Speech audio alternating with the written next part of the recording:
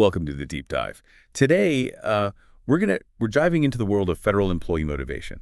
You might be thinking, why should I care how happy federal workers are? Right. But it turns out their motivation really has a big impact on everything from like how quickly you get your tax return Absolutely. to the safety of bridges and roads.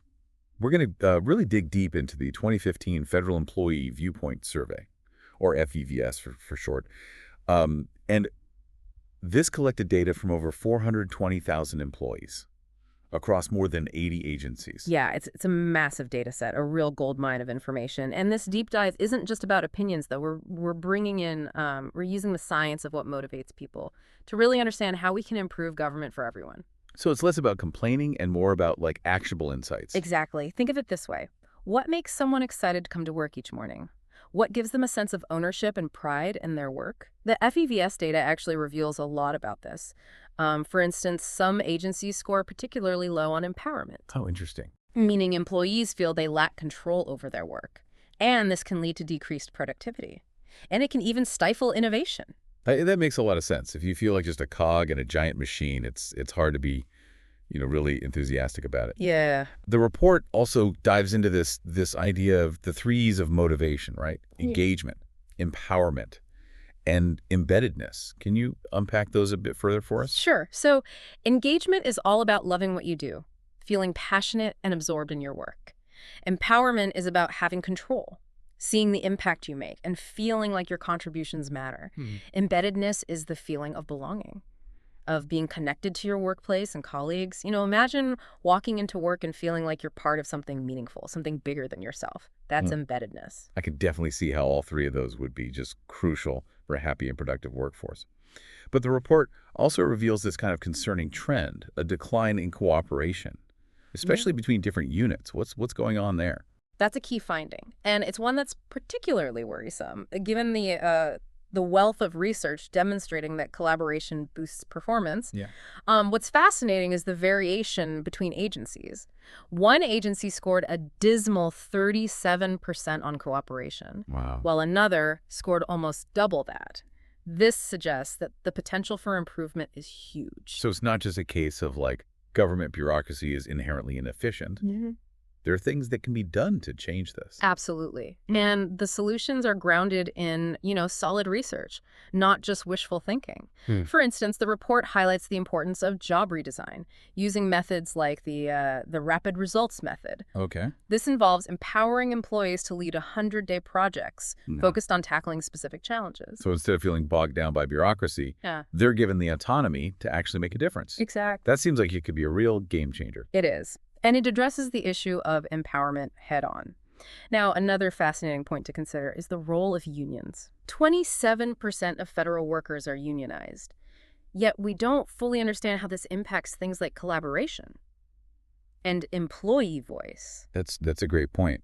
It seems like there's a lot more to explore there. There is. Some research suggests that strong union management partnerships can actually be incredibly effective in driving positive change. Interesting. But of course, more research is needed to fully understand this complex dynamic. We'd love to hear from our listeners who are in unionized federal jobs. Share your experiences with us because your insights could be incredibly valuable. Now, you mentioned employee voice. The report reveals that a lot of federal workers are hesitant to speak up, even when they see problems. Why is that? Fear of retaliation is a major factor. Many worry about rocking the boat or facing negative consequences for speaking out. Yeah. And it's not unfounded either. Studies show that a quarter of federal whistleblowers face some form of reprisal. We've even seen real-world examples of this, like the D.C. Metro derailment, where workers knew about dangerous track conditions, right. but were afraid to speak up. That's a chilling reminder of the potential consequences of silencing employee voices. It is, and it highlights the importance of creating a culture where employees feel safe to speak up, to share their ideas and concerns without fear of retribution. This starts with leadership training. It's not enough to simply have an open-door policy. Right. Leaders need to be trained on how to actively solicit input, create a safe space for dissenting opinions, and actually follow through on the feedback they receive. So it's about fostering a genuine dialogue, not just going through the motions of listening. What are some other ways agencies can break down these communication barriers and encourage more open feedback? One effective method is implementing skip-level meetings, where higher-ups talk directly to frontline staff without the presence of middle management. Okay. These meetings can provide valuable insights into the realities of day-to-day operations and uncover issues that might otherwise be missed. It's like getting a direct line to the source, cutting through the bureaucratic layers. Precisely. And then there are facilitated processes specifically designed to gather input on, strategic challenges or policy changes. These can involve workshops, focus groups, or even online platforms where employees can anonymously share their ideas and concerns. So it sounds like it's about creating multiple avenues for feedback, Yeah. recognizing that a one-size-fits-all approach just won't work in a complex organization like the federal government. Exactly. Now, shifting gears a bit, remember those performance dashboards we talked about earlier? Yeah. They can actually play a crucial role in fostering a more collaborative environment instead of just focusing on individual metrics. These dashboards can track and visualize team performance, highlighting areas where collaboration is excelling or needs improvement. So you're making teamwork a visible and measurable part of the agency's success, not just an abstract concept. Precisely.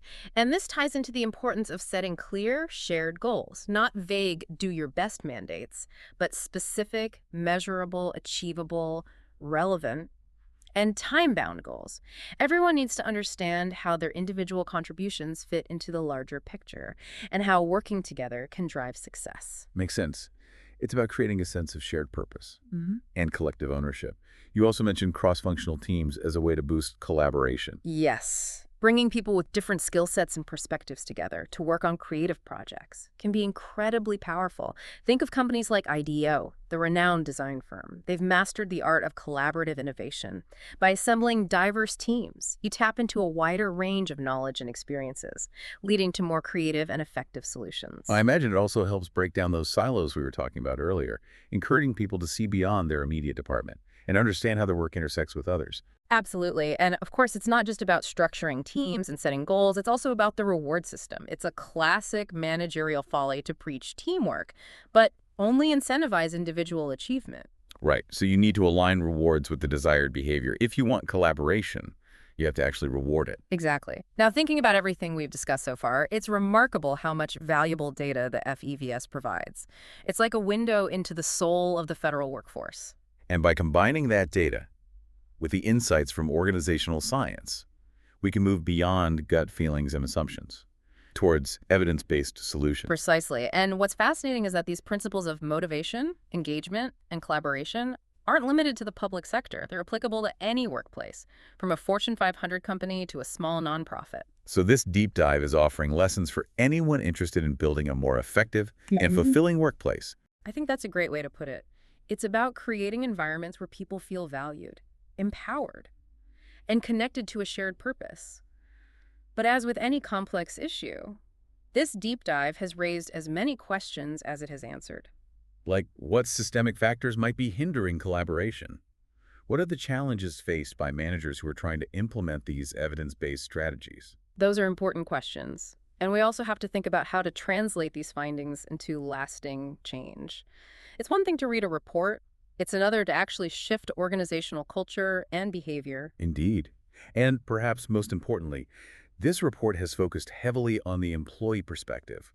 But what about the managers? What are their challenges in fostering this type of work environment? That's a great point. What obstacles do they face in implementing these evidence-based strategies? Maybe they lack the resources, the training, or even the authority to make these changes. Or perhaps they're operating within a culture of risk aversion, where trying something new is met with resistance. It seems like there's a whole other layer of research to be done there. There is. And perhaps our listeners have some insights to share from their own experiences as managers. We'd love to hear your thoughts. But we're going to shift our focus now and take a look at what the report reveals about those in leadership roles. We've been examining the employee experience, but now let's kind of turn our attention to the managers. What does the FEVS tell us about their perspective? One interesting finding is that managers often feel just as bogged down by bureaucracy as their employees do. They might have ideas for improving things, but feel limited by existing processes and regulations. So it's not just a matter of bad managers versus happy employees. Hmm. There are like systemic factors at play that impact everyone. Exactly. The report suggests that managers might benefit from more training, not just on like technical skills, but also on leadership and communication strategies that foster collaboration and innovation. Makes sense. If we're expecting managers to lead this cultural shift, we need to give them the tools and support to do so effectively. What about incentives? You mentioned earlier that often rewards are misaligned with desired behaviors. Right. If managers are primarily evaluated and rewarded based on individual team performance, they're less likely to prioritize cross-agency collaboration. We might inadvertently be incentivizing the very behaviors we're trying to change. So the solution isn't just about changing individual mindsets. It's about addressing those systemic issues. Precisely. Rethinking performance metrics, promotion criteria, and even the structure of teams and departments could be necessary to create a system that truly values and rewards collaboration. It sounds like a pretty big undertaking, but as we discussed, the potential benefits are huge. A more motivated, engaged, and collaborative federal workforce translates to better services for everyone. Absolutely. And remember, the insights from this report go beyond the federal government.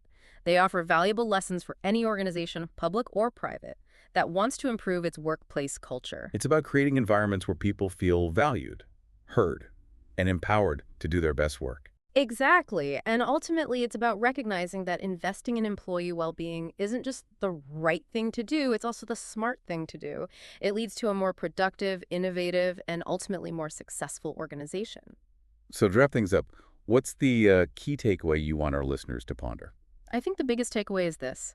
Improving workplaces, whether it's in government or the private sector, isn't about, fluffy initiatives or empty slogans. It's about using data, scientific insights, and a genuine commitment to understanding what motivates people and enables them to thrive. And as we've seen from this deep dive, the FEVS offers a treasure trove of information, a starting point for a much broader conversation about how we can create workplaces that benefit both employees and the people they serve. Exactly. And we hope this deep dive has sparked your curiosity, encouraged you to think critically about your own work environment, and perhaps even inspired you to be part of the solution. Thanks for joining us on this deep dive. Until next time, keep learning, keep questioning, and keep striving to make your corner of the world a little bit better.